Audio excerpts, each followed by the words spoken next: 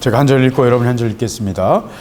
아이 사무엘이 엘리 앞에서 여호와를 섬길 때에는 여호와의 말씀이 희귀하여 이상이 흔히 보이지 아니었더라.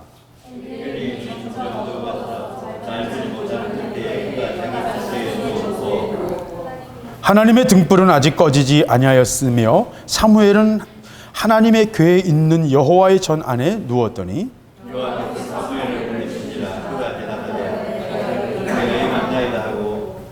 엘리에게로 달려가서 가로되 당신이 나를 부르셨기로 내가 여기 있나이다.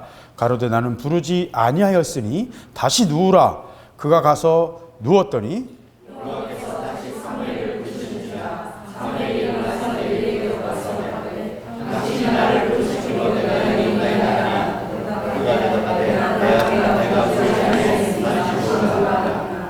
사무엘이 아직 여호와를 알지 못하고 여호와의 말씀도 아직 그에게 나타나지 아니한 때라.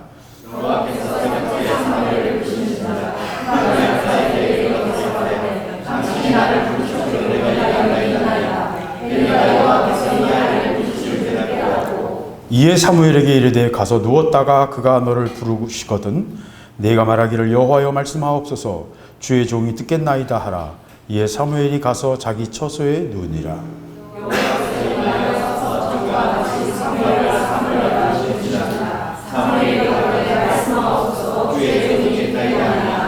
여호와께서 사무엘에게 이르시되 보라 내가 이스라엘 중에 한 일을 행하리니 그것을 듣는 자마다 두 귀가 울리리라.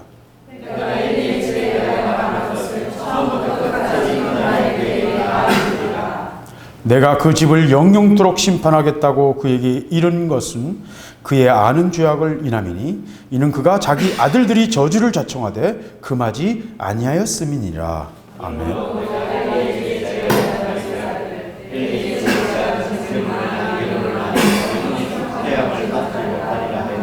아멘. 오늘 말씀은 사무엘의 이야기입니다. 사무엘의 이야기인데 사무엘은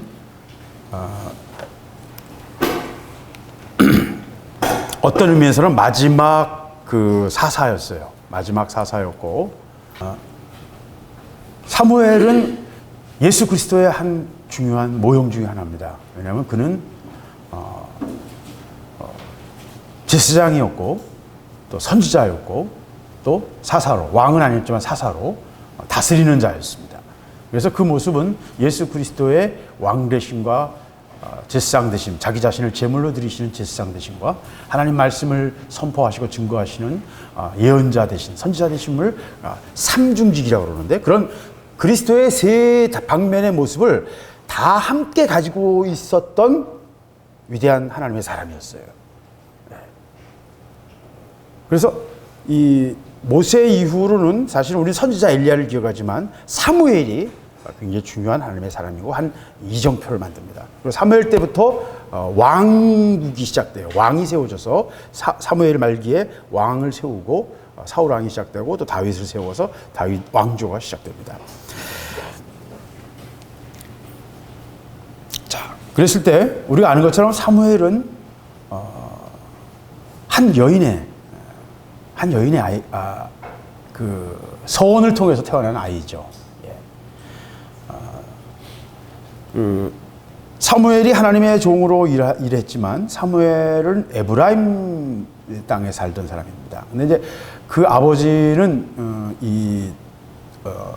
레위 족속이에요. 에브라임 땅에 사는 레위 족속이었어요. 그러니까 사무엘 자신은 레위 족속이었고요. 하나님의 전에서 일할 수 있는 자격을 가진 그런 사람이었어요. 족보상으로 볼 때. 자, 그래서 사무엘이 성전에 와서 하나님을 섬기게 되었습니다. 이 아이는 엄마가 서원해서 눈물을 흘리며 통곡하며 애통해하며 울면서 그 배경은 그 남편에게 또 다른 그 아내가 있어서 여러 아내를 건드렸으니까 그 아내는 아이를 가졌는데 자기는 아이를 갖지 못하는 것 때문에 너무 고통스럽고 너무 힘들어가지고 울며 불며 하나님 앞에 기도하다가 결국 하나님이 아이를 주시면 내가 하나님께 이 아이를 바치겠습니다 라고 하나님께 서원함으로써 사무엘을 얻게 됐습니다. 여러분이 다 아시는 것처럼. 그래서 그 아들을 하나님께서 제사장 엘리의 입을 통해서 네 기도가 하나님께 응답되고 하나님께서 그 기도를 응답하실 것이다 라고 주의 종의 입을 통해서 말을 할 때 한나가 그 말을 먹고 믿음으로 받았고, 그 믿음으로 받으니까 바로 사무엘이 태어난 것입니다. 그래서 이 사무엘이 태어나서 젖을 떼게 될 때 엄마는 서운한 대로, 한나는 서운한 대로 그 아이를 데리고 성전에 데려왔어요.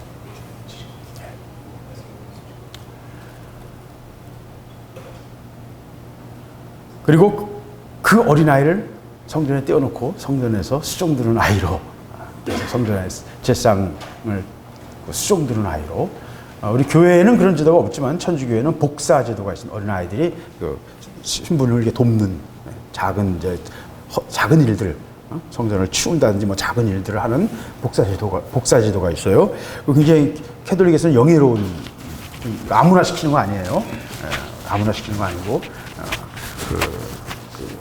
캐톨릭 교회 안에서는 굉장히 영예로운 직이에요. 그래서 아주 신뢰받는 아이들이 굉장히 정말 용모도 단정하고 품행도 방정한, 그리고 신앙이 좋은 아이들을 뽑았거든요. 그래서 복사 제도가 있는데 그런 비슷한 것이죠. 성전에서 자라는 아이로 사무엘이 자라게 되었습니다. 근데 오늘 읽은 말씀을 보면 사무엘이 엘리 앞에서 여호와를 섬길 때에 여호와의 말씀이 희귀하여 이상이 흔히 보이지 않았다. 이렇게 말을 합니다. 여호와의 말씀이 희귀했다. 여호와의 말씀이 희귀했다. 이 말씀이 좀 잘 여러분 이해가 안 되실 거예요. 여호와의 말씀이 희귀했다. 이게 뭘 의미할까요? 하나님의 말씀이 잘 선포되지 않았다는 거예요. 우리는 지금 매주 예배를 드리니까 말씀이 너무 많이 선포돼서 문제예요. 솔직히 말하면. 너무 많아서 문제예요. 근데 그게 다 하나님 말씀 아니죠. 하나님 말씀이라고 막 주장은 하지만, 침 튀어가면서 주장은 하지만 다 하나님 말씀은 아닙니다. 다 하나님 말씀은 아닙니다. 그건 분명합니다. 매주일 한국에서 선포되는 그 모든 말씀이 하나님의 말씀이고, 그 말씀들을 한 설교에 한 명씩만 회개한다고 그래도 한국은 벌써 다 회개했을 거예요.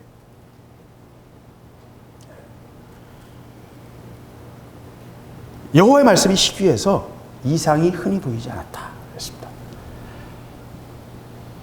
하나님 말씀과 이상, 이게 두 개가 연결되죠. 하나님 말씀과 이상. 우리 지난 시간에 신령과 진정, 영과 진리, 그 말씀이 구약에도 똑같은 패턴으로 나와요. 하나님의 말씀이 희귀하여 이상이 흔히 보이지 않았다. 이거를 정확히 이해하면 이상을 통해서 하나님이 환상이든지 어떤 것이든지 사람이 기획하거나 의도한 게 아닌 하나님으로부터 내려온 어떤 것이 임해서 그 사람들에게 하나님의 뜻을 전달하면 그게 이제 하나님의 말씀이 되는 거죠. 인간의 언어로 표현될 때 그게 하나님의 말씀이 되는 겁니다. 그래서 어떤 하나님의 계시를 통해서 말씀으로 선포되는 것, 이 두 가지 형태를 띠는 거예요. 그래서 어떤 계시가 임하면 그것이 하나님 말씀으로 구체가 되는 거예요. 그래서 하나님 말씀과 이상을 얘기하는 것이죠. 그리고 요한복음 4장에서 말했던 신령과 진정, 영과 진리, 똑같은 구조예요. 사실은 똑같은 구조입니다.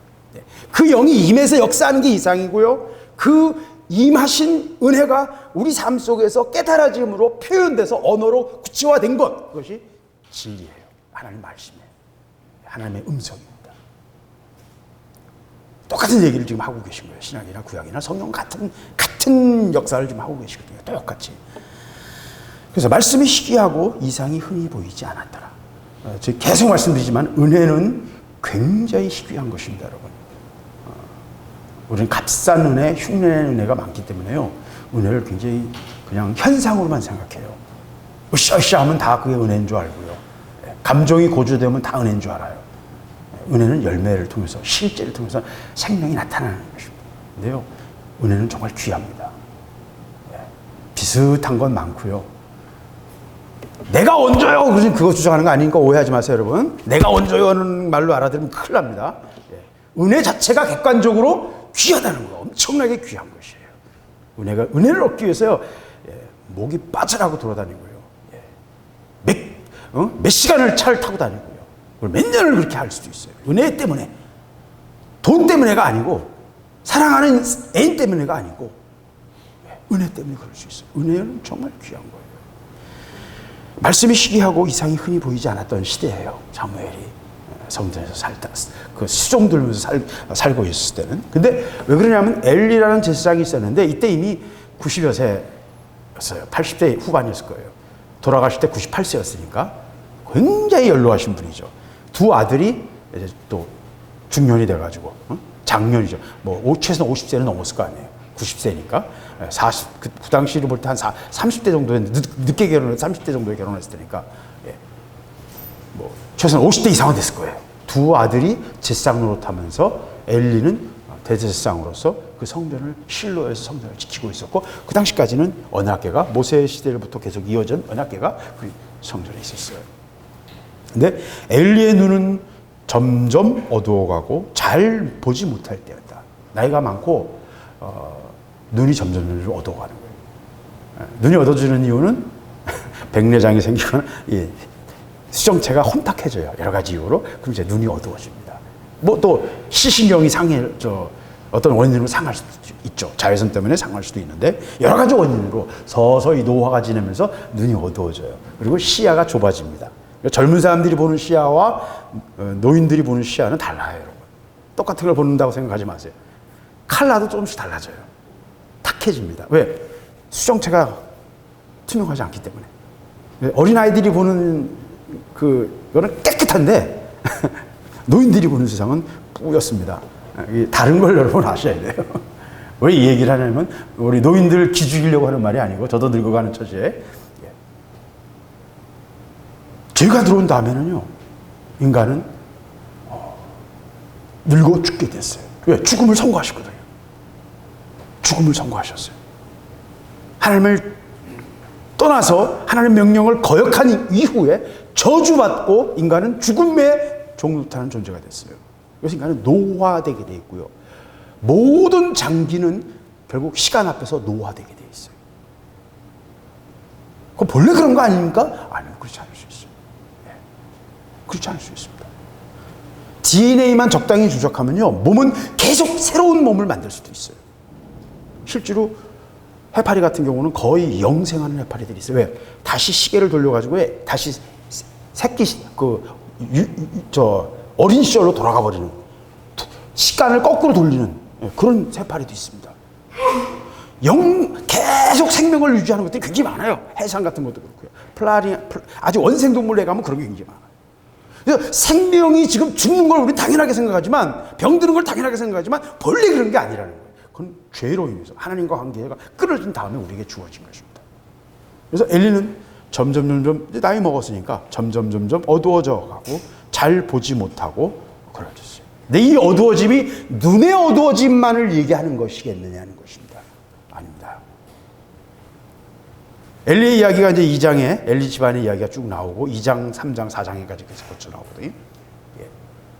엘리는 서서히 눈이 어두워져감과 함께 뭐가 어두워졌어요? 그의 영혼도 어두워졌어요. 뭘 통해서 알 수 있습니까? 하나님 말씀이 희귀해져 가고 이상도 보이지 않고 자기 아들들이 죄를 짓는데도 그 죄를 심상히 여기고 아들들아 그러지 마라. 나쁜 소문이 들리는데 너희들 그러면 쓰겠냐? 그러고 끝낸 거예요. 그 아들들은 그 말을 듣지 않았어요. 무시했어요. 심상히 여겼어요. 그거 왜 그런 줄 아십니까? 어두워지면요 죄에 대해서 둔감해집니다. 영적으로 어두워지면요 밝은 만큼 죄가 불에 된 것처럼 반응하게 돼 있어요. 깨어있는 만큼. 죄를 심상히 여기는 것은 양심을 거역하거나 다른 사람을 고통스럽게 하거나 하여튼 하나님 보시기에 별로 안 좋은 것들에 대해서 우리가 심상히 여기지 않는다는 건 뭘 의미하냐면 서서히 우리의 영혼이 잠들어가는 것, 어두워져 가는 것을 말하는 것입니다. 엘리의 모습은 바로 그런 모습이에요. 여호와의 등불은 아직 꺼지지 아니하였음. 이것도 참 재밌죠. 아직 꺼지지 않았다. 그러니까 요 이후에 여호와의 등불이 꺼졌다는 얘기예요. 그건 실제로 사실입니다. 요 몇 년 뒤에 아벡 전투에서 패배한 다음에 4,000명이 죽은 다음에 이스라엘 백성들은 승리하기 위해서 언약궤를 그 전투에 끌고 갔어요. 블레셋과의 전투에서. 블레셋과의 전투에서 그쪽으로 끌고 간 거예요. 하나님의 언약궤를 자기들의 승리를 위한 도구로 사용한 거예요. 그것이 결정적인 하나님의 불을 꺼트리는 원인이었어요. 하나님을 도구로 사용하려고 하니까 하나님께서 언약궤를 빼앗기게 하십니다. 그 이후로 거의 80여 년간 언약궤는 이스라엘 땅으로 돌아오지 이스라엘 성전으로 들어오지 못했어요. 블레셋에 가 있었던 건 뭐 몇 개월 안 돼요. 이스라엘 땅에 있으면서도 아무도 그걸 찾지 않는 캄캄한 시대가 된 거예요. 하나님은 하나님의 그 은혜를, 하나님이 그 하시는 일에, 하나님의 행하심에 합당하게 반응하지 않으면 하나님은 꺼버리십니다. 치워버리십니다. 오늘 이제 그거를 우리에게 정확하게 보여주고 계세요. 하나님의 일을 하는 사람들에게 주시는 되게 중요한 교훈이고 경고이기도 합니다. 그래서 여호와의 등불은 아직 꺼지지 않았다는 말은 곧 그 뒤에 등불이 꺼졌다는 거예요. 실제로 엘리가 죽으면서 아벡 전투에서 패배하고 언약궤를 빼앗기고 엘리의 두 아들 홈니와 비나스 죽고, 그리고 이 엘리도 그 소식을 들으면서 놀래가지고 의자에 떨어져서 목이 부러져서 죽어요. 또 그 소식을 들으면서 며느리도 아이를 낳다가 죽어요. 집안이 다 망했어요. 어른들이 하루아침에 다 죽었어요. 그래서 엘리의 집안이 망하면서 실로에 있던 성전이 문을 닫은 거예요. 그 이후로 불이 꺼졌어요. 그 이후로 하나님의 종으로 사무엘이 사사로 하나님의 그 제사장으로 하나님을 섬기는 하나님의 종으로 이스라엘을 다스렸는데 그는 실로에서 예배되지 않았습니다. 왜? 성전이 언약궤를 빼앗겼고, 그 실로 성전은 엘리가 죽은 뒤로는 불이 꺼져버린 거예요. 그리고 그는 라마에서 살면서 라마에서 하나님께 제단을 쌓고 예배를 드리고, 라마에서 길갈, 베델, 미스바, 다시 라마 이런 식으로 순회하면서, 사무엘상 7장 16절에 보면 1년에 한 번씩 순회하면서 예배를 드렸어요. 그것도 여러 가지 의미가 있습니다. 뭐지 오늘 그 얘기를 다 길게 할 시간이 안 되니까 넘어가겠습니다. 어쨌든 사무엘이 섬기고 있었을 때는 어떤 때예요? 영적으로 캄캄할 때예요. 희미한 흔적, 은혜 받았던 과거에 하나님이 역사하셨던 흔적은 있는데 지금은 점점 어두워져 가서 둔감해져 가는 그런 때였어요. 왜 그렇습니까? 우리가 엘리 집안의 이야기처럼 두 아들이 어땠습니까? 불량자였어요. 불량자. 불량자라는 말은 벨리알의 아들이라는 그 원어로 벨리알의 아들이라는 뜻입니다. 이건 뭐냐면 하나님을 두려워하지 않고 방자하게 행하는, 오만방자하게 행하는 아주 불량한 사람, 이런 뜻입니다.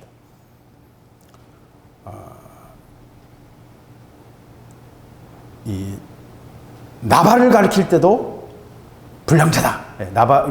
그 부인이 자기 남편은 불량자다 이렇게 표현합니다. 다윗 앞에서. 또 아합이 나봇을 죽일 때 나봇을 포도원을 빼앗기 위해서 그 나봇에 대해서 거짓 증언을 하도록 할 때 그 동원한 사람이, 돈을 주고 사온 사람이 불량자들이에요. 사기꾼 또는 도둑들 이렇게 표현할 수 있죠.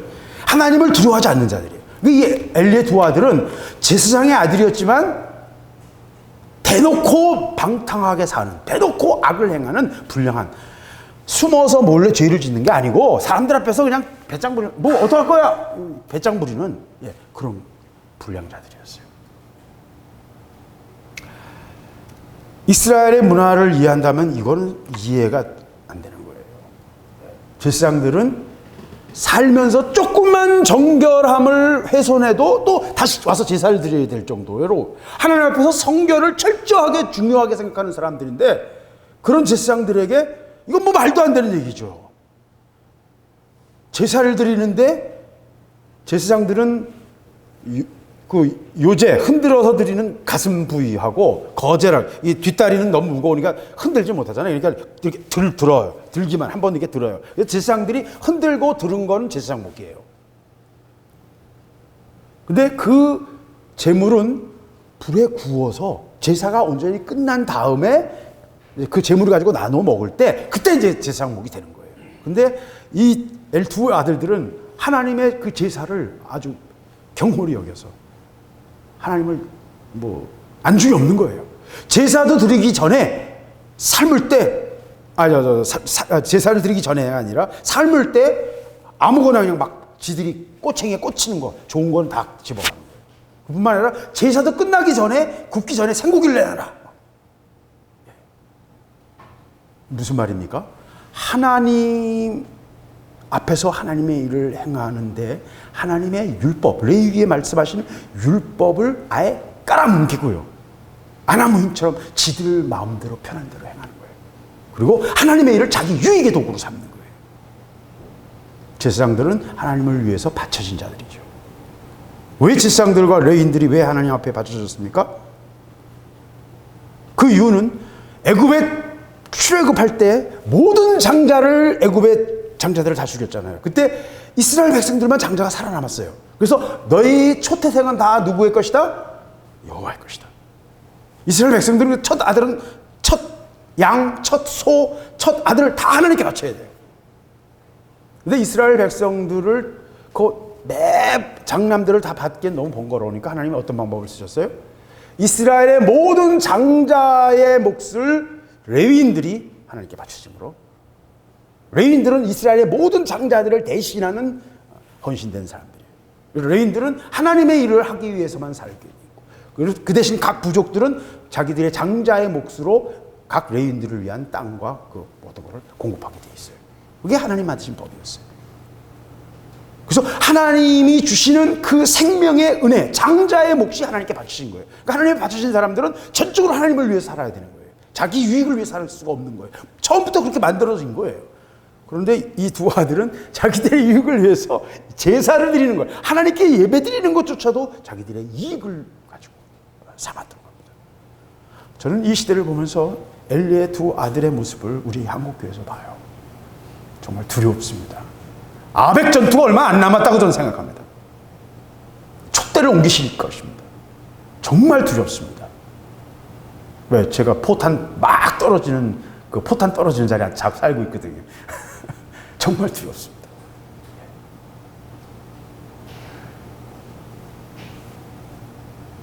자기 아들들을 가르치지 않고 경홀히 여기는데도 성전에서 수종드는 여인들을 간음하면서 말로 할 수 없는 하나님의 종으로서는 상상할 수 없는 짓들을 하는데도 그걸 야 나쁜 소문 들리는데 너희들 그러지 마라. 저도 제 새끼들에게 좀 강하게 못했어요. 지난번에 말씀드렸지만 제가 기도원에서 그 아기 때 다 기도원에서 키웠기 때문에 딸들을 키우면서 너무 제 마음에 너무 고통스러웠기 때문에 애들에게 좀 세게 못했어요. 근데 그게 얼마나 위험한 건가를 제가 잘 알아요. 왜? 엘리의 아들들을 보십시오. 필요할 때는 두들겨 패서라도 깨닫게 해야 돼요. 왜? 두들겨 패서라도. 그 굉장히 중요한 겁니다. 제대로 가르치지 않으면 죽을 길을 향해 가는 거예요. 하나님의 일을 하나님 앞에서 하나님을 경홀히 여기고 하나님의 일을 자기들이 유익의 도구로 삼는 거는 그건 저주받으려고 거고 자기 목을 자기가 조이는 거거든요. 예, 그건 두려운 것입니다. 저는 이 말씀을 보면서 이 시대를 보고 우리 자신들을 봅니다.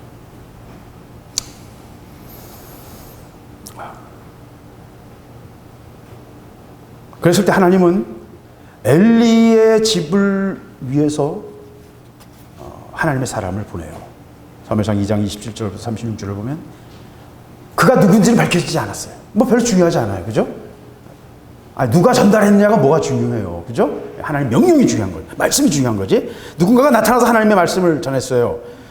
그러면서 엘리의 집은 여호와의 말씀에 너희 조상의 집이 애굽에서 바로의 집에 속하였을 때에 내가 그들에게 나타내지 않았느냐. 이스라엘 모든 지파 중에 내가 그를 택하여 나의 제사장을 삼아 그로 내 단에 올라 분향하며 내 앞에서 에봇을 입게 하지 아니하였느냐. 이스라엘 자손에 드리는 모든 화제를 내가 내 조상의 집에 주지 아니하였느냐. 너희는 어찌하여 내가 나의 처소에서 명한 나의 제물과 예물을 밟으며 내 아들들을 나보다 더 중히 여겨 내 백성 이스라엘에 드리는 가장 좋은 것으로 스스로 살찌게 하느냐. 그러므로 이스라엘 하나님 나 여호와가 말하노라. 내가 전에 내 집과 내 조상의 집이 내 앞에 영영히 행하리라 하였으나 이제 나 여호와가 말하노니 결단코 그렇게 아니하리라. 나를 존중히 여기는 자를 내가 존중히 여기고 나를 멸시하는 자를 내가 경멸히 여기리라. 보라, 내가 내 팔과 내 조상의 집 팔을 끊어 내 집에 노인이 하나도 없게 하는 날이 이를지라. 하나님 말씀이 엘리의 집에 선포됐어요. 아론에게 주셨던 내 후손을 통해서 계속해서 영영이 이어질 것이다라는 약속이 있지만 내가 끊겠다는 거예요. 하나님 약속하셨지만 우리가 불순종하면 그 약속이 끊어질 수 있습니다. 바꿀 수 있습니다. 뜻을 바꾸실 수 있어요. 언제든지 하실 수 있어요. 이 저주는 또 다른 계열인 아론의 후손이었던 사독의 후손, 사독의 계열, 사독을 통해서 그 후손들을 제사장으로 세워서 하나님을 섬기게 했던 다윗의 시절, 거의 80여 년 뒤에요. 사무엘 40년, 사울 40년 지난 다음에 다윗이 본격적으로 이스라엘을 통치하게 된 다음에 와서야 이 말씀은 회복됩니다. 아론의 계열로 다시 돌아갑니다. 그 거의 100여 년간 제사장들이 하나님 앞에 제사를 드리지 못하고 언약궤를 빼앗겼던 것입니다. 그리고 그것을 레위인인 사무엘이 대신했던. 하나님 말씀은 두렵습니다. 그리고 이 말씀을 전했는데도 엘리가 어땠어요? 그냥 심상히 여겼어요. 이 정도 됐으면 아들들을 50 넘었는데 그거 어떻게 하겠어요? 그죠? 말로 하지 두들겨 패겠어요? 그러나 두들겨 패서라도 하나님 말씀을 소개하거나 아니면 그들을 쫓아냈어야죠. 성전에서 쫓아냈어야죠. 이게 핵심이 뭐예요? 하나님 앞에 서는 것보다 내 새끼에 대한 사랑과 내 새끼 혈육에 대한 어떤 그 정이 하나님과의 나와의 관계의 그 거룩보다 더 중요했다는 거예요. 그것 때문에 망한 것입니다. 그것 때문에 망하는 거예요.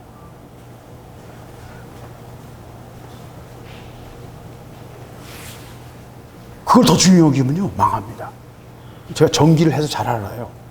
전기에서 생명이 뭔지 아세요? 전기의 생명은요 절연이에요. 절연이 잘못되면 어떻게 돼요? 전기가 다른 데로 흘러버려요. 그러면 어떻게 됩니까? 내가 쓰고 싶을 때 쓸 수 있어요? 못 써요. 그거면 괜찮아. 그건 전기값만 좀 더 넣으면 되니까. 그 전기가 딴 데로 흘러가서 뭔 짓을 해요? 불을 냅니다. 전기는 절연이 잘 돼야 돼요. 하나님은요 계속해서 레위기 말씀을 통해서 우리에게 주시는 말씀은 내가 거룩하니 너희도 거룩하라. 그 하나님이 주시는 은혜의 영성을 지키는 것, 거룩함을 지키는 것, 그것이 레위기에서 계속 말하는 구약 전체가 말하고 있는 핵심이에요. 하나님과의 교제를 유지하기 위해서는 거룩함을 지켜야 되는 거예요. 그 거룩함을 지키지 못하면 망하는 것입니다. 엘리가 바로 그런 경우예요. 엘리는 악한 자가 아니었어요. 그는 하나님을 아는 자였고 40년 동안 대가 없이 하나님의 전을 지키고 그는 성실하게 하나님을 섬기던 사람이에요. 그러나 자기 새끼를 하나님보다 더 앞서온 거예요. 마음으로는 앞세우지 않았어. 그러나 쳐서라도 쫓아내서라도 그들을 정신 차리게 하고 바르게 세웠어야 되는데 그걸 못한 거예요. 뭘 못한 거예요? 징계하고 훈계하고 징계하는 걸 못한 거예요. 초달하지 못한 거예요. 아버지로서의 권위와 영적인 권위를 잃어버렸어요. 말을 해도 안 듣는 거예요. 그럼 망하는 것입니다. 그 새끼가 망하는 거예요.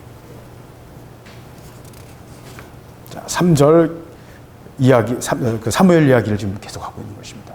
엘리의 집안이 망하게 됐어요. 그래서 하나님이 사무엘을 통해서 두 번째 경고를 하시는 거예요. 지금 그 얘기를 지금 사무엘이라는 어린 아이, 아무것도 모르고 제사장도 아니고 아무것도 아니에요. 이 아이는 아무런 선이 없어요. 그 안에는 그냥 엄마가 어려서 바친 것뿐이에요. 성전에 갖다 바친 거예요. 그것도 자기 경쟁자인 첫 분인나와의 그 감정 싸움에 너무 원통하고 지 연애 못 이겨가지고 막 울다 뭐 웃다 하다가 하나님 앞에서 응답을 받고 종의 말씀을 그냥 믿음으로 딱 붙잡고 그냥 믿음으로 갔거든요. 그래서 아들을 얻은 것이거든요. 그러니까 사실은 그 경위를 볼 때 별로 뭐 그렇게 거룩해 보이지도 않아요. 그죠? 별로 거룩해 보이지도 않아요. 근데 하나님은 그 어린아이를 통해서 하나님 말씀을 주시고 엘리 집안을 문을 닫으시고 새로운 일을 시작하십니다. 사무엘의 시대를 새롭게 여십니다. 자,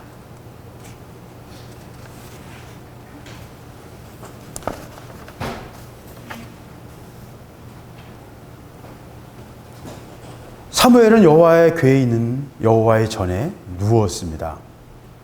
성전은 뭡니까? 성전. 우리가 지난 시간에 그리심산에서도 말고 예루살렘에서도 말고 여호와께 예배할 때가 온다. 그리고 예배하는 자는 영과 진리로 예배드려야 된다. 예수님께서 놀라운 계시를 우리에게 주셨죠. 네, 성전은 뭔가요? 성전은 이스라엘 백성들에게는 하나님과의 출애굽 사건과 모세 시내 산에서의 하나님과 만났던 그 임재 사건을 기억하는 그 증거가 담겨 있는 언약궤가 있는 곳, 그리고 그 언약궤가 있어서 하나님의 임재하심, 예배를 드릴 때마다 하나님의 임재하셔서 그들이 드리는 예배를, 제사를 받으시는 곳, 그게 성전이에요. 그러니까 하나님과 만나는 장소예요. 하나님과 만나는 장소예요. 그래서 이제 우리는 누구나 다 하나님과 만날 수 있기 때문에 어느 곳이나 다 성전이 돼요. 누가? 내가 곧 성전이에요. 예수님께서 너 자신이 성전이다. 우리 자신들이 성전이에요. 그러나 또 동시에 하나님께 예배드리고 하나님의 임재가 있는 곳, 온전히 장소로도 하나님께 구분되어서 바쳐진 곳이 성전이에요. 그래서 우리가 성전을 귀하게 여깁니다. 그러나 이제 이 시대는 본질적으로는 예수님 말씀대로 어느 특정한 장소에 매이는 시대는 아니죠. 이제 그 시대는 이미 지났습니다. 예수님이 오시면서 그 시대는 이미 지났어요. 그러나 또 동시에 우리는 성전에서 구분되어서 하나님께 바쳐진 곳을 우리가 성전을 생각하고 그곳을 예배드리고, 많이 힘드실 겁니다. 일주일에 며칠씩 나오니까. 며칠씩 나오시니까. 근데 저는 일주일에 6일, 이제 월요일만 빼고 이제 6일 우리가 계속 나오고 있잖아요. 근데 저는 얼마나 감사하지. 뭘 의미하는지 제가 너무나 잘 알게 돼요. 뭘 의미하는지 너무나 잘 알기 때문에 너무너무 감사해요. 예. 너무너무 감사해요. 저와 저희 자녀들에게는 너무 귀한 은혜의 기회예요. 그냥 그 공주병, 저는 왕자병이죠. 왕자병의 증세를 가지고 말하면 이 모든 것을 예비하신 것은 하나님이 저와 저희 가족을 위해서 예비하신 거라고 저는 믿어요. 예. 너무 죄송합니다. 저희 때문에 이렇게 번거롭게 해드려서 죄송합니다. 근데 성전에서 예배드리고 늘 성전에 있을 수 있다는 것은요, 보통 은혜가 아닙니다. 이걸 귀히 여기고 심상히 여기는 것은 아직 이제 잘 모르는 거예요, 그냥. 더 멋있는 사람을 만날 수 있는데, 더 많은 돈을 벌 수 있는데, 더 볼 게 많은 것이 있는 곳이 더 매력적일 수도 있어요. 근데 뭐 그렇게 해서 그걸 얻을 수도 좀 있죠. 근데 성전에서 받을 은혜는 놀라운 것이거든요. 세상에 어떤 것으로도 바꿀 수 없는 거죠. 사무엘이 그랬어요. 성전에서 먹고 잤거든요. 그냥. 자기가 원한 것도 아니고 누가 부른 것도 아니고 엄마가 그냥 갖다 휙 던진 거예요. 지가 막 서운하고 지가 갖다 던져버렸어. 근데 하나님은 그 버린 아이를, 바쳐진 아이를 받으신 거예요. 왜? 그 아이는 통불이 여기고 통회하고 마음이 깨어진 여인의 뭐예요? 포기. 모리악산에서 몇십 년을 바라고 바란 아들인데 그 아들을 바치라고 그랬잖아요. 십자가를 요구하시거든요, 하나님은. 한나에게는 그 아들은 자기 그 가정 안에서의 자기의 명예예요. 내 미래예요. 내 노후 보장이에요. 나를 섬겨줄 아이예요. 내가 늙고 병들면 나를 지켜줄 아들이에요. 근데 그 아들을 낳아놓고서 하나님께 바치겠다는 거예요. 그건 뭐예요? 포기예요. 사무엘은 뭘 통과한 거예요? 사무엘은 자기 자신과 상관없이 고난과 깨어짐과 십자가를 통과한 거예요. 하나님은 그거 없이는 절대로 쓰시지 않으세요. 그거 없이는 절대로 쓰시지 않아요. 엘리의 두 아들은 아버지를 따라서 제사장이 되었지만 다루심이 없으면 하나님 쓸 수 없는 거예요. 다루심이 없으면 쓸 수가 없어요.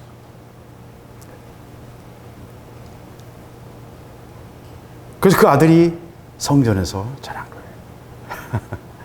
그래서 저도 감사한 게 우리 애들 그 기도원에서 어렸을 때 막 내 마음에 너무 괴로웠고 아팠지만 기도원에서 자란 것이 또 어떤 면에서는 하나님이 상상할 수 없는 이 아이들에게 줄 수 있는 가장 큰 은혜였다라는 생각을 해요. 하나님 그런 마음을 주세요. 그렇게 되기를 저는 될 것이라는 걸 알아요. 예. 하나님께서 뭔가를 그 아이들에게 어려서 그 인격이 형성될 때 하나님이 뭔가 하신 부분이 있다는 거죠. 우리는 그게 뭔지는 모르지만 하나님 그들을 사용하실 것을, 그 아이들을 사용하실 것을 제가 알아요. 성전에서 자랐어요. 그럴 때 하나님께서 사무엘을 부르십니다. 사무엘아 부르시는데 사무엘이 일어나서 내가 여기 있나이다. 그러고서 바로 누구에게 가요? 엘리에게로 달려갑니다. 예, 뭐 당연한 거죠. 왜? 하나님의 음성을 처음 들었으니까. 예. 그 하나님이 부르시는 줄을 모르죠. 당연히 모르죠. 예. 하나님이 부르시는데 못 알아듣고 사람에게 달려갑니다. 신학교 가면 그런 사람 굉장히 많습니다. 하나님 분명히 부르셨는데 못 알아들어서 몇십 년을 빵뺑이 돌다가 늦게 와가지고. 예. 제가 저하고 같이 신학 공부한 동기들인데 저보다 한 30세 많은 분들이 많았었어요. 예. 대학부에도. 예. 그래서 그때는 이제 막, 저 노인네가 공부해서 뭘 하시려고 그러나 그랬는데 제가 또 그 노인네가 돼 있어요, 지금. 네.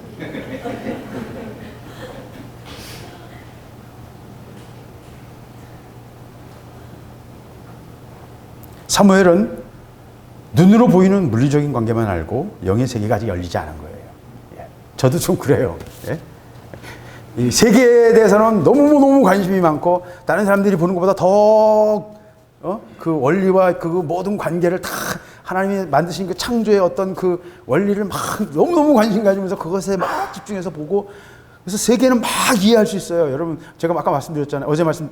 며칠 전에 말씀드렸잖아요. 물이 생명에 얼마나 놀라운 비밀을 가지고 있는지 3일 동안 얘기할 수 있다고 제가. 농담한 게 아니에요. 진짜로 그만큼의 이야기가 있어요. 그 속에. 예. 엄청난 비밀이 그 속에 다 들어있어요. 근데 중요한 거는 그거에 대해서 3일간 얘기할 수 있는 지식도 우리에게는 영적으로는 아무런 유익 주지 못한다. 아무 의미가 없어요. 그죠? 예. 머릿속에 든 게 여러분을 배부르게 할 수 있어요? 머릿속에 든 생각이 여러분을 뭐 어떻게 다르게 할 수 있냐고요? 아무것도 할 수 없습니다.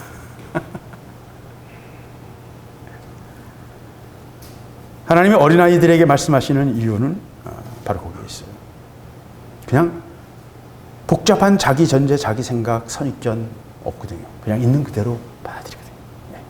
있는 그대로 그냥 순수하게. 네. 그래서 어린아이와 같아야 한다. 천국이 저들의 것이다라는 말씀이 절대로 비우거나 뭐 이렇게 예수님께서 뻥치신 거네 그런 게 아니에요. 과장하신 게 아니란 말이에요. 과장하신 게. 심령이 정말 어린아이 같아야 돼요. 천국에 가려면 있는 그대로 받아들여야 돼요.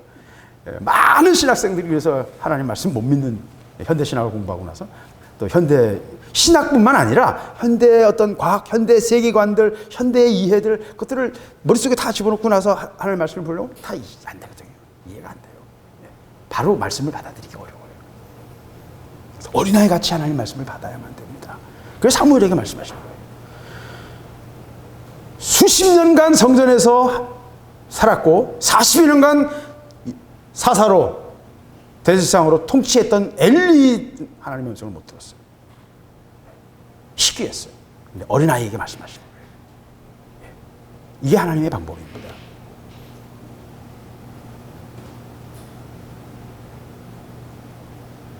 그거를 몇 번씩 반복합니다.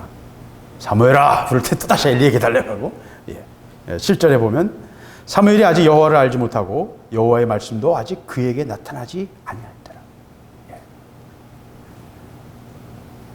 여호와를 알지 못했죠. 아직. 그냥 섬기기만 했지 하나님 어떤 분인지 잘 모르죠. 근데 하나님과의 관계를 통해서 하나님이 어떠신 한 분이신지 우리가 알아가요. 그죠? 하나님을 아는 거죠. 여호와를 알자, 여호와를 힘써 알자. 하는 말씀이 바로 그런 것입니다. 하나님과의 관계를 통해서 우리가 알아가야 돼요. 그래서 여호와를 아는 만큼 내가 신뢰할 수 있고요. 내가 다루어진 만큼 진짜 믿음이 나와요. 믿음은 내 머릿속으로 이만큼 믿어야지 그러면서 야! 하고 믿는 게 아니잖아요. 내 삶 속에서 내가 한 발 한 발 디딘 만큼, 요단강에 발을 디딘 만큼 물이 갈라지는 거거든요. 삶 속에서 다루어진 만큼, 하나님과의 어떤 그 씨름을 한 만큼 우리가 하나님을 알아가는 거고요. 믿을 수 있고요. 하나님의 능력을 체험하고요. 살아계심을 나타나고요. 열매를 맺게 되는 것입니다. 그렇기 때문에 사무엘이 아직 여호와를 알지 못했기 때문에 하나님의 음성을 알지 못한 것입니다. 그리고 여호와의 말씀도 아직 그에게 나타나지 않았습니다.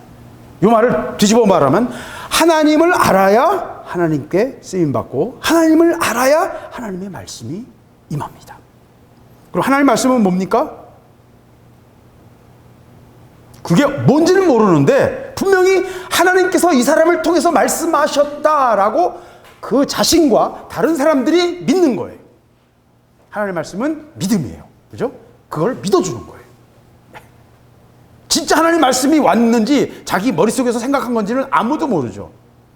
왜? 사무엘아 부르는데 누구만 들었어요? 엘리가 들었습니까? 그 성전에서 같이 잤는데, 그 좀 떨어진 숙소에서 잤는데 엘리는 못 들었어요. 누구만 들어요? 사무엘만 들어요. 다니엘과 많은 사람들이 하나님의 계시를 봤지만 다른 사람들은 아무것도 보지 못했어요. 다니엘만 봤습니다. 사울이 주님을 만날 때 그 강렬한 빛에 다른 사람들도 다 쓰러졌지만 주님의 음성을 듣지 못합니다. 사울만 주님의 음성을 듣습니다. 계속 말씀드리지만 계시는 객관적일 수 없고요. 계시는 특수한 거예요. 그 사람만 알아요. 그러나 다른 사람들이 그것을 하나님 말씀으로 믿어질 때 하나님 말씀이 되는 것입니다.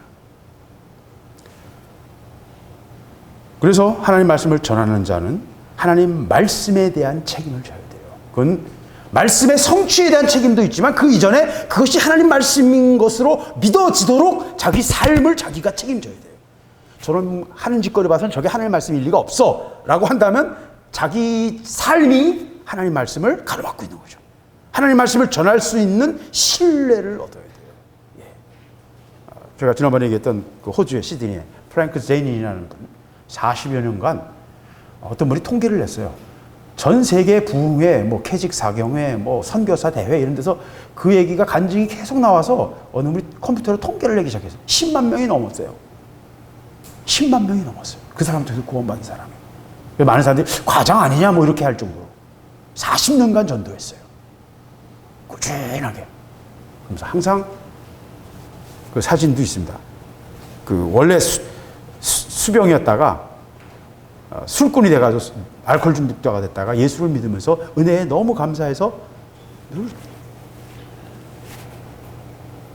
지금 죽어도 천국갈 확신이 있느냐. 그 짧은 말을 가지고 그냥 딱 두 마디 한 거예요. 그걸 10만 명 이상이 구원을 받았어요. 수많은 선교사들, 수많은 목사님들이 그 한마디 속에서 작살처럼 꽂혀가지고 그 영혼을 흔드는 거예요. 하나님 말씀은 그런 것입니다.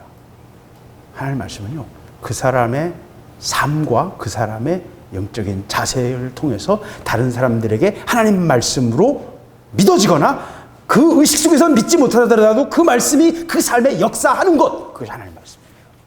성령이 그를 통해서 역사하시는 것. 예. 말씀을 통해서 하나님 역사하십니다. 그래서 하나님 말씀이 나타나지 않았어요, 지금 사무엘에. 그러나 그 뒤에는 어떻다는 거예요? 사무엘을 통해서 하나님 말씀이 임했다는 거죠. 예. 절대적인 신뢰를 온 이스라엘 백성들이 사무엘의 말에는 절대적인 신뢰를 보냈어요. 예. 사사 중에서는 가장 강력한 어떤 영권을 가진, 영적 권위를 가진 사사였거든요. 또 선지자였거든요. 사무엘은 놀라운 하나님의 쓰시는 사람이었습니다. 그러나 그 어렸을 때는 아직 하나님 말씀이 임하지 않았기 때문에 그가 하나님도 모르고 하나님 말씀도 그에게 없었다.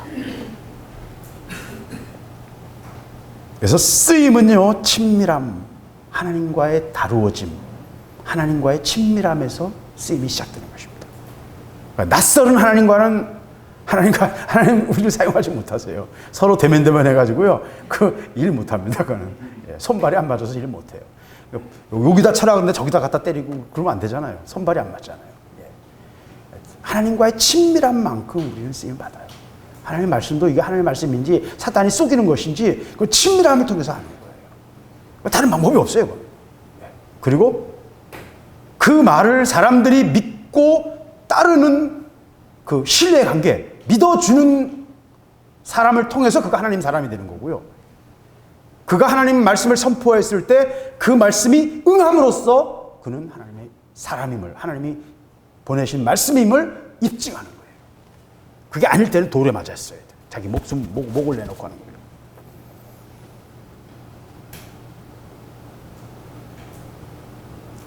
이 반복되는 부르심은 결국 엘리가 세 번째 가서야 깨고 나서 이거 하나님이 부르시는 거구나.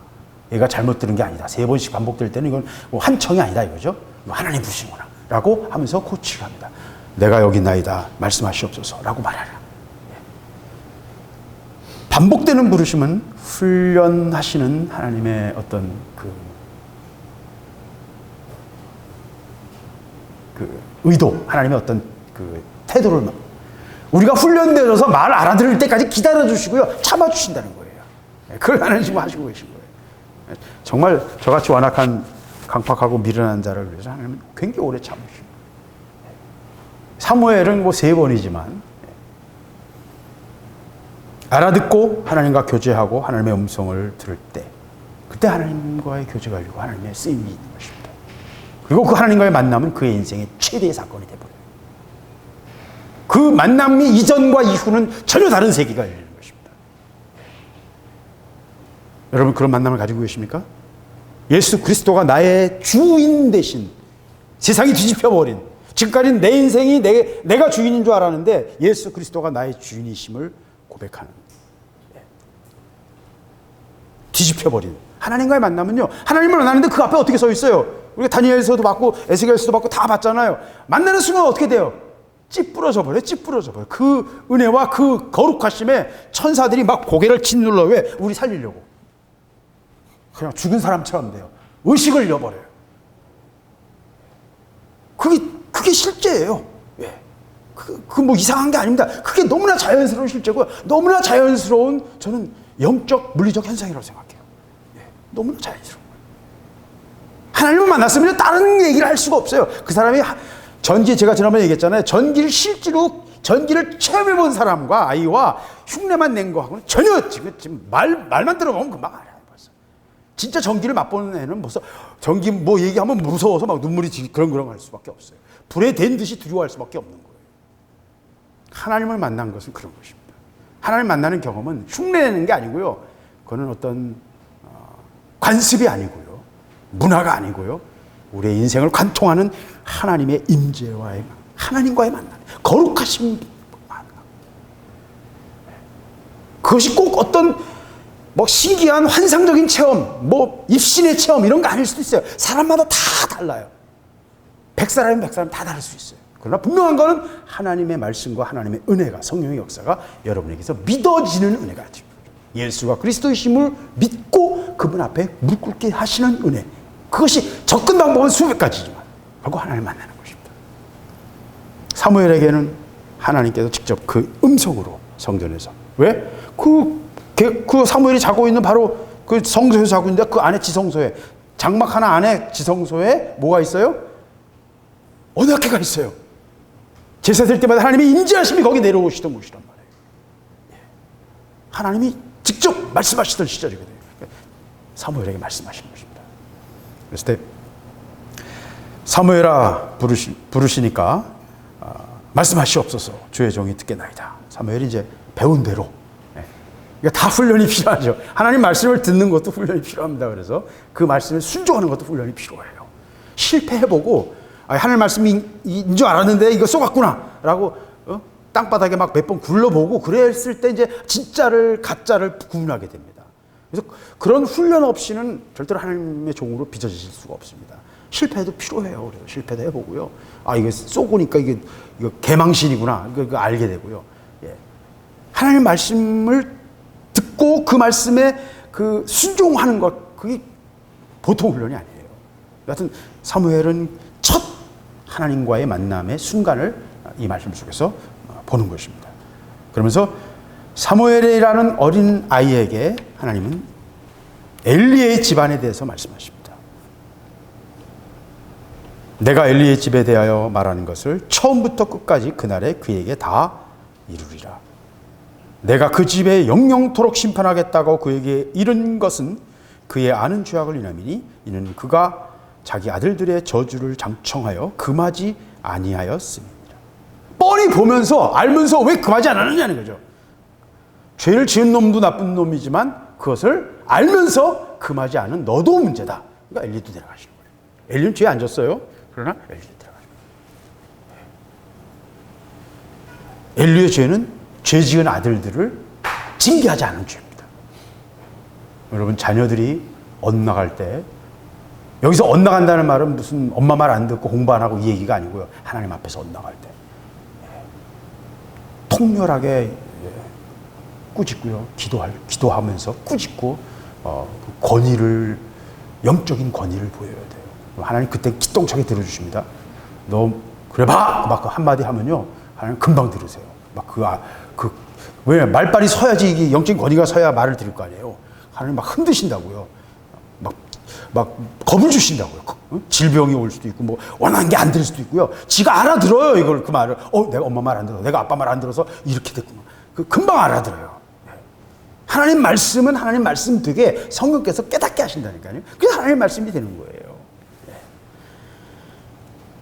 이 어린 사무엘에게 뭔 얘기를 해요? 엘리의 집안, 자기 지금 90세 넘은 할아버지, 노 할아버지, 그 제사장이에요. 그러니까 이 사무엘은 사무엘에게는 뭐 어떻게 비교할 수가 없는 거예요. 나이도 많으실 뿐만 아니라 제사장이시잖아요. 그러니까 사무엘은 정말 아이고, 그러니까 너무너무 귀염받으면서 막 그런 분인데, 그런 노 할아버지 제사장의 집안이 다 망할 거에 대한 얘기를 좀 하는 거예요. 어린아이에게. 얼마나 무서운 얘기예요. 이 아이가 이 말을 어떻게 전하겠어요. 그죠? 자기는 지금 성전에서 지금 그냥 수종드는 아이일 뿐인데, 대제사장의 집안이 다 망할 것이라는 얘기를 좀 하라는 거예요. 여기 지금 짧게 인용한 것 뿐이죠. 실제 말씀은 더 길었겠죠. 사무엘에게 임한 말씀은.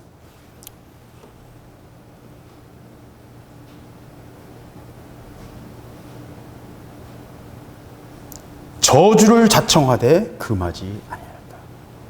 저는 이 시대를 봐요. 지금 우리들의 문제예요. 아벡 전투가 아까 말씀드린 것처럼 멀지 않았습니다. 지금 교회가 어떤 재앙을, 전쟁을 피하기 위해서 회개해야 된다 그러는데, 그게 바로 지금 언약궤를 전장으로 끌고 가자는 얘기가 똑같은 얘기예요. 전쟁을 피하기 위해서 회개하는 게 아니라 회개해야 전쟁을 피하는 거예요. 예, 회개해야 전쟁을 피하는 거예요. 전쟁이 필요하면 전쟁 당해야 됩니다. 예. 우리를 정화하실지도 몰라요. 하나님의 손길은 어느 게 옳다고 할 수도 없어요. 제가 계속 말씀드리잖아요. 제일 큰 전도자가 모태똥이었다니까요. 밭을 다 갈아놨어, 모태똥이. 아니, 1억 이상 마음밭을 간 사람 누가 있어요? 예. 천국 가면 모태똥이 자리는 없지만, 감사패 정도 받을지 모르겠어요. 그죠? 예. 농담입니다만은. 그만큼 하나님의 일은요, 사람의 생각과는 달라요. 그래서 저는 이 말씀이 그냥 심상히 여겨지지 않습니다. 주의 종들이 아들들과의 관계를 지금 잘못하고 있는 모습까지도 똑같아요. 몇백 개의 교회가 지금 그러고 있어요. 참 저는 이게 너무 마음 아파요. 너무 괴로워요. 너무 괴로워요.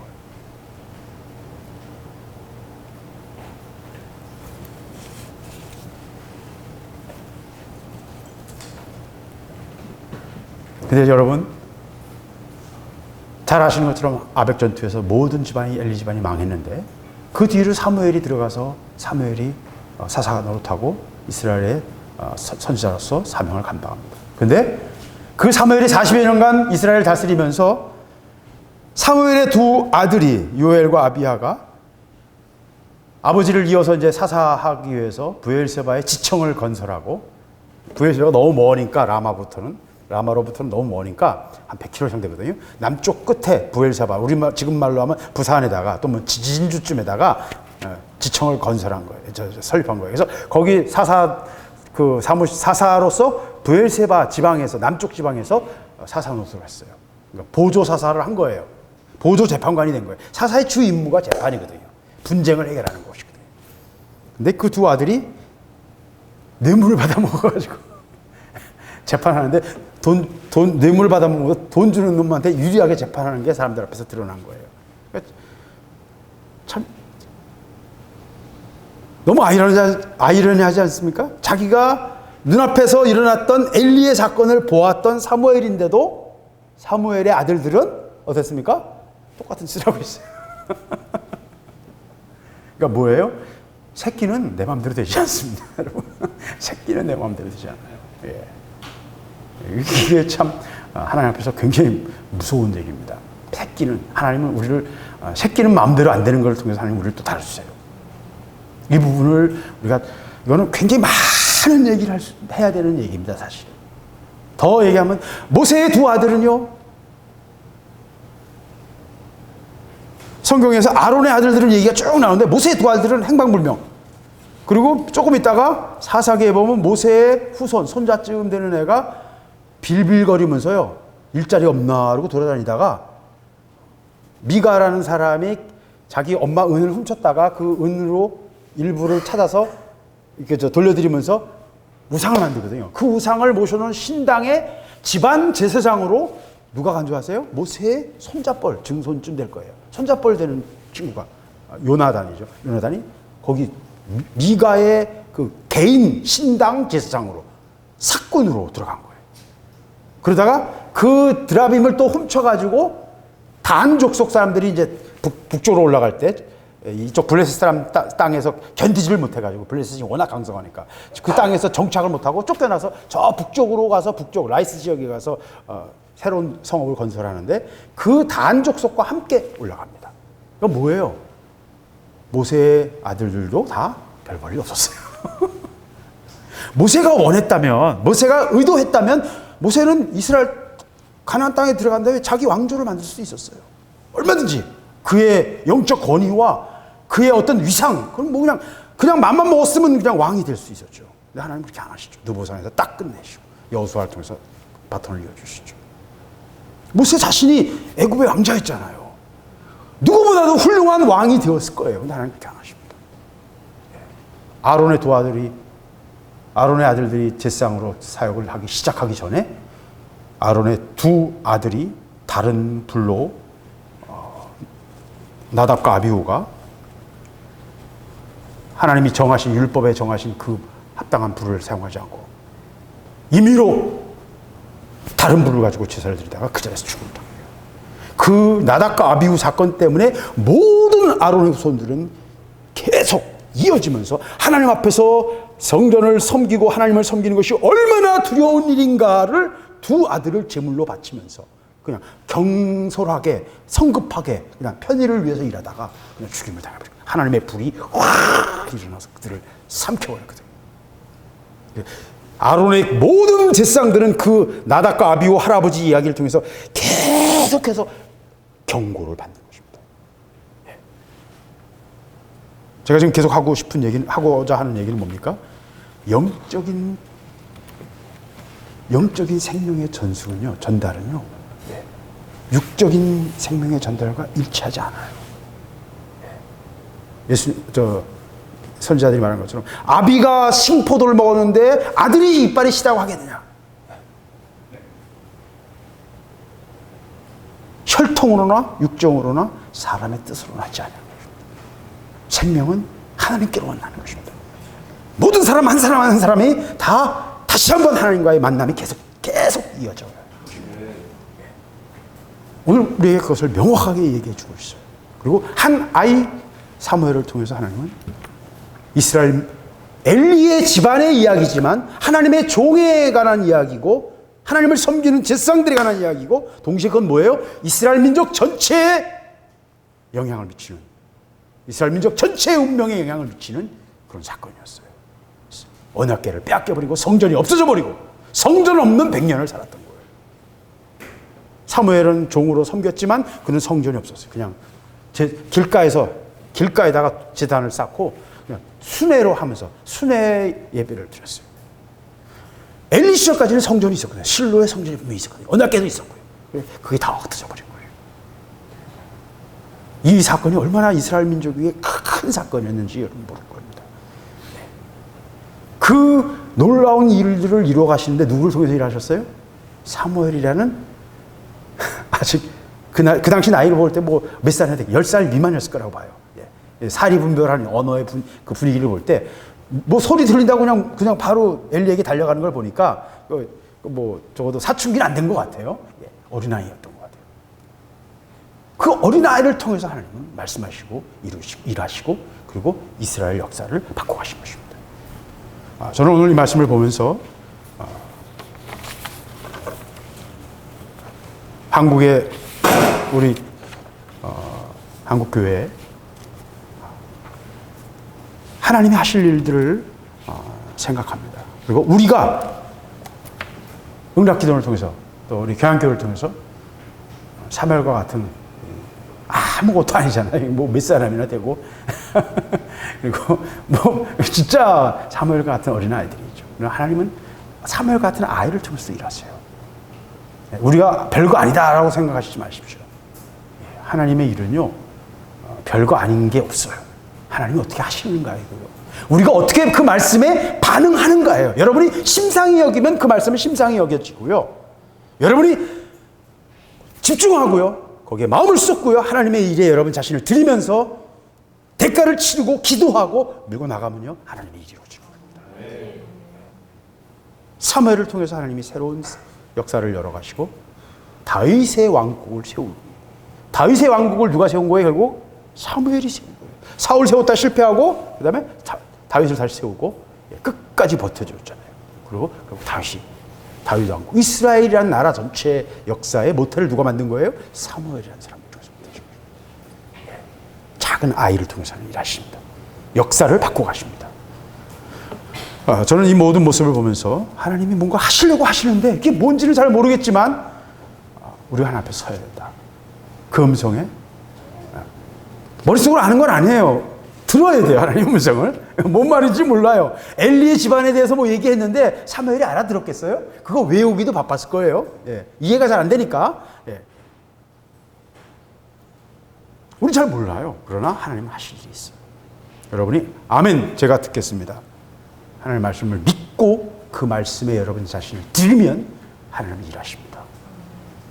그것에 의해서 우리의 운명이 바뀔지도 모릅니다. 저는 아벡 전투가 계속 걱정이에요. 지금 뭐 더 나쁜 방향으로 계속 가고 있거든요. 지금 일본과의 관계도 그렇고 중국과의 관계도 그렇고 이 모든 것들이 상상하기 어려운 방향으로 너무 빠른 속도로 움직이고 있어요. 하여튼 하나님은 하세요. 그렇다. 그리고 하나님은 항상 선하게 그것이 꼭 좋은 거, 뭐 편한 거를 말하는 건 아닙니다. 그러나 우리에게 유익을 주시고요. 우리의 영혼을 더 정결하게 하실 것이고요. 하나님의 일을 놀랍게 이루실 것이고요. 마지막 때에 하나님의 역사를 이루시는 그 사명을 감당하게 하실 거예요. 지금 이 엘리 집안의 죄와 같은 그 우리의 죄예요. 한국교회, 이 시대의 교회의 죄고요. 우리 모두의 죄고요. 저와 같은 제사장들의 죄고요. 그 죄에 대해서 우리는 회개하고요. 두려워해야 되고요. 하나님의 음성을 듣고 그 음성에 대해서 믿음으로 회개하며 반응하는 다니엘이 했던 것처럼 조상들의 죄를 회개하면서 부르짖을 때 하나님께서 그 징계를 그치시고 70년 만에 이스라엘을 다시 포로에서 돌이키시는 회복시키시는 역사를 다니엘을 통해서 열쇠를 그 금식과 그 기도를 통해서 열쇠를 돌리신 것입니다. 여러분 우리를 통해서 하나님 열쇠를 돌리시기 원하시는 거예요. 그래서 열쇠를 주신 것입니다. 이 모든 것이 말장난 같습니까? 이 모든 것이 그냥 생쇼 같아요? 하나님의 음성은 믿어지는 자를 통해서 그 말씀을 믿고 행하는 자를 통해서 하나님은 일하십니다. 한나는 그 둔한 엘리 졸다가 깨가지고 한나가 막 그러는 걸 보고 너 술 좀 그만 마셔라 그러는 헛다리 짚는 그 둔한 하나님의 종이지만 그 입에 나온 말씀을 딱 나오자마자 탁 낚아채가지고 자기 믿음으로 팍 받아들이니까 어떻게 돼요? 역사가 일어나고요. 그 한나의 믿음이 이스라엘 역사를 바꾼 거예요. 그 한 여자의 믿음이 둔하고 결국은 망하는 종이지만 하나님의 이름으로 불리우는 성전 앞에 앉아있는 하나님의 종의 말을 탁 낚아채가지고 믿음으로 자기 걸 팍 삼으니까 자기의 인생도 달라졌고 이스라엘 역사를 바꾸는 키의 역할을 한 겁니다. 사무엘이라는 사람처럼. 하나님 우리에게 원하시는 건 바로 그런 것 같아요. 뭐가 뭔지는 저도 잘 설명할 수 없습니다. 그러나 시대를 보면서 우리가 회개해야 될 부분이 있고요. 다니엘처럼. 또 우리가 돌려야 될 열쇠가 있습니다. 우리가 해야 될 일이 있습니다. 화해케 하는 일들. 다 콧방구도 안 낄 거고요. 뭔 미친 소리야. 네 거나 잘해. 네 형제들이나 너희 집안에서나 화해해라. 뭐 그러고 조롱할지도 모릅니다. 그러나 하나님은 우리에게 원하시는 화해케 하는 하나님의 말씀을, 명령을, 하나님의 말씀을, 선포를 우리가 해야 됩니다. 미친놈이 될 수도 있고요. 뭔 뚱딴지 같은 소리야 그렇게 될 수도 있어요. 그러나 선포해야 됩니다. 왜? 그것이 하나님의 말씀이기 때문입니다. 모든 선지자들이 해왔던 것처럼 우리에게 주시는 하나님의 말씀을 선포해야 합니다. 사무엘에게 주셨던 그 음성을 여러분 우리 모두가 듣고 그 음성 앞에 순종하면서 우리 모두가 다 똑같아요. 전 지한인가 사무엘 같아요. 이 딸을 통해 하나님이 하실 일이 크고요. 말씀하신 대로 나라와 나라의 운명을 예언하는 딸이 될 것입니다. 하나님이 일하실 거예요. 우리를 통해서 하실 일이 분명히 있어요. 그 일을 이루어드리고 열매 맺는 응답기도 또 저와 여러분 될 수 있기를 바라는 것입니다. 기도하겠습니다. 아버지 감사합니다. 아버지 도와주세요. 아버지 도와주세요. 아버지 저도 참 음성을 듣고 주님 앞에 서지 못하고 영을 따라 온전히 드리지 못하고 내 몸과 마음을 온전히 열고 맡기지 못하며 자꾸 머리로만 생각하고 육으로만 바라보며 엘리를 향해 달려가는 미련한 제 자신의 모습을 봅니다. 아버지 은혜를 주셔서 정말 우리가 주님과 더 깊은 교제로 더 깊은 은혜로 들어갈 수 있기를 원합니다. 아버지께서 우리를 향하여 부르시는 그 부르심에 우리가 더 훈련되어지고 하나님의 말씀과 하나님의 행하심에 우리 자신을 드릴 수 있기를 원하며 그 음성에 우리의 인생을 걸 수 있게 하여 주시옵소서. 열려지기를 원합니다. 모두에게 하나님의 말씀의 그 놀라운 비밀들이 열려지기를 원하며 모두가 알게 되기를 원하며 모두가 고백하게 되기를 원합니다. 주여 주의 일을 이루시옵소서. 주의 일을 이루시옵소서. 주의 일을 이루시옵소서.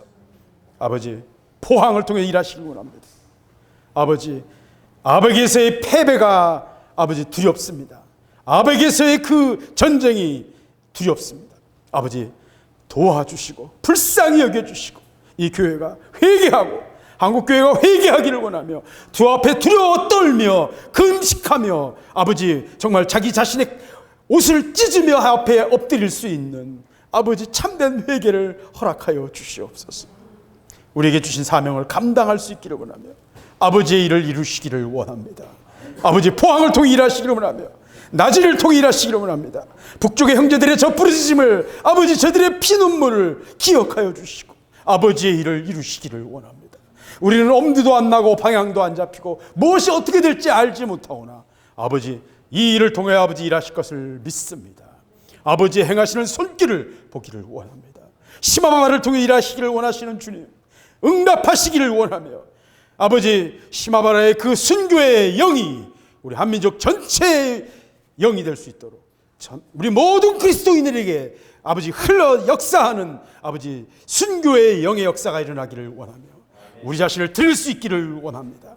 마지막 때를 담대히 감당하며 능히 이기며 아버지 기쁨으로 주를 향해 나아가는 믿음의 사람들이 되기를 원합니다. 주여 주의 일을 이루시옵소서. 응답하시기를 원합니다. 아버지 도와주시옵소서.